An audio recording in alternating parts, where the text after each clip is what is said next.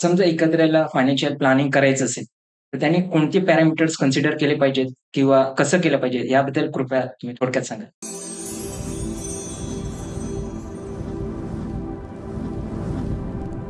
हे प्रत्येक व्यक्ती ज्यावेळेस पैसे कमवतं, त्याच्या आधीपासूनच त्याला फायनान्शियल मॅनेजमेंट लिटरसी शिकायला पाहिजे. बरोबर. कारण कमवल्यानंतर तुम्ही फायनान्शियल प्लॅनिंग लर्न करायला गेलात तर खूप डिफिकल्ट होईल. आता पॅरामीटर्स काय असतात?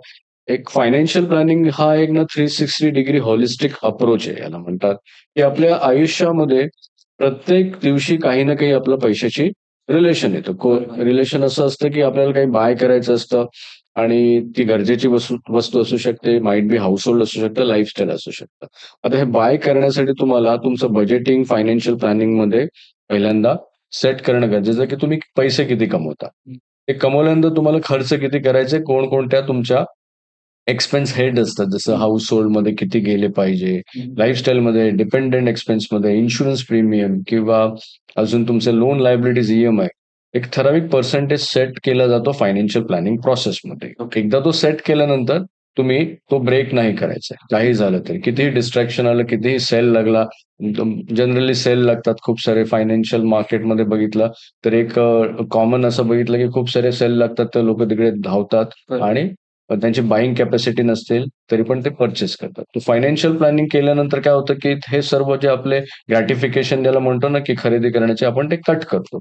त्यानंतर सुरुवात होते कॅश फ्लो मॅनेजमेंट नंतर बजेटिंग नंतर तुमचे फायनान्शियल गोल सेट केले हं, जातात. हं, हं. पॅरामीटर नंबर सेकंड आहे, की तुमचे गोल सेटिंग फार महत्वाचं आहे. कारण विदाऊट गोल तुम्ही इन्व्हेस्ट करणं फार रिस्की आहे. गमतीचा भाग हाच आहे, की 99% ॲव्हरेज मिडल क्लास लोकं पैसे इन्व्हेस्ट करताना त्यांचे फायनान्शियल गोल बिलकुल सेट करत नाही. आणि म्हणून तर ते पैसे इन्व्हेस्ट केल्यानंतर पैसे गमावतात मार्केटमध्ये. तर फायनान्शियल गोल सेट केल्यानंतर तुम्हाला ते मेजर गोल सेट करणं फार गरजेचं आहे. मेजर गोल आपल्या लाईफमध्ये काय असतं? आपल्या मुलांचं फ्युचर. बरोबर. कारण मेजर पैसा तिकडे जाऊ शकतो. दुसरं आहे आपलं रिटायरमेंट. हं, हं. आणि थर्ड येतं आपलं घर घ्यायचं, आपल्याला जे ड्रीम होम आहे ते बाय करायचं. त्या 3 गोष्टीसाठी तुम्हाला गोल सेटिंग लागते. एकदा गोल सेटिंग केल्यानंतर तुम्हाला ॲसेट क्लास अंडरस्टँड करायचं आहे, की प्रत्येक गोलसाठी आपल्याला इन्व्हेस्ट कुठे करायचं आहे.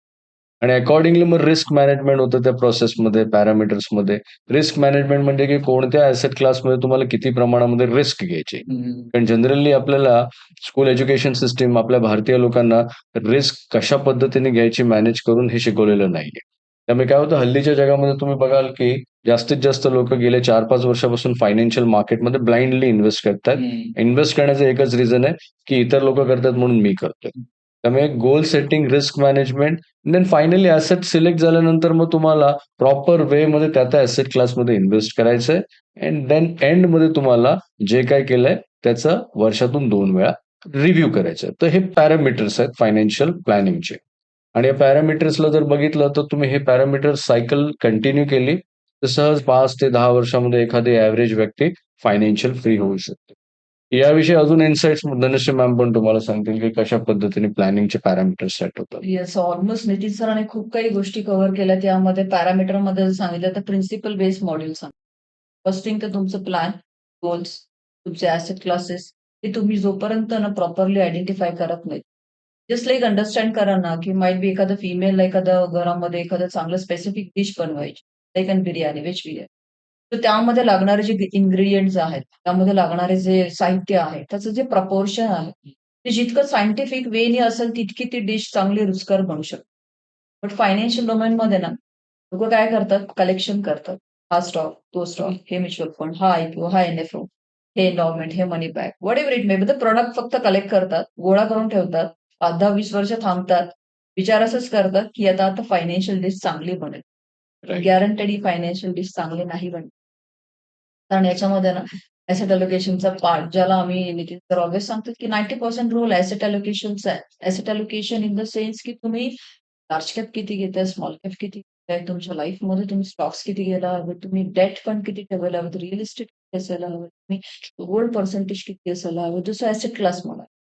तो हा ॲसेट अलोकेशन जर प्रॉपर नसेल ना, तर तुमचं फायनान्शियल डिश चांगली नाही बनणार. आणि इट्स क्वाईट व्हेरी सरप्रायझिंग, की सॅलरीड लोकांना ना हे फार पटत नाही त्या गोष्टी, की 10 वर्षामध्ये ते फायनान्शियली कारण त्यांच्या बिलीफ सिस्टममध्ये ह्या गोष्टी नाहीयेत. कारण रेफरन्समध्ये पण नाहीये. सो हे सर सांगतात, की ही प्रोसेस फॉलो केल्यानंतर ना आमच्यापर्यंत आता 50,000-60,000 इन्कम असलेली व्यक्ती पण साधारण 10 वर्षांमध्ये 3 कोटीपर्यंत पोहोचते. डज इट मेक सेन्स की 3 कोटीमधून 10%चा आरओआय ने इन्कम ज्यांनी जनरेट केलं तरी 3 लाखाचं उत्पन्न झालं. This is called passive income. Salary लोकांना ती गोष्ट प्लॅनिंग माध्यमातून जाऊनच करू शकतात. Without planning definitely not.